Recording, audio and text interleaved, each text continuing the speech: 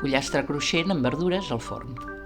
Necessitem pit de pollastre, les verdures al gust, pa ratllat, sal, oli, pebre i pebre vermell dolç si ens agrada. Bullim 5 minuts el bròquil en aigua i sal, l'escorrem i el reservem. Tallem la ceba, la pastanaga i el carbassó a rodanxes. Tallem els cirerols per la meitat i salem totes les verdures. Tallem el pit de pollastre a daus i posem sal i pebre. Preparem una safata de forn amb paper i una miqueta d'oli i el pa ratllat amb el julivert trinxat. Arrebossem el pollastre amb aquest preparat i el anem posant a la safata. Fem el mateix amb la resta de verdures i les distribuïm per sobre del pollastre. Si sobra pa ratllat, l'acabem de posar per sobre. Un rajolí d'oli i pebre vermell, opcional.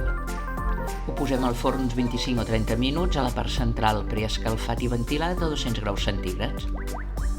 És un plat fàcil i saludable. Espero que us agradi la recepta, moltes gràcies i fins aviat.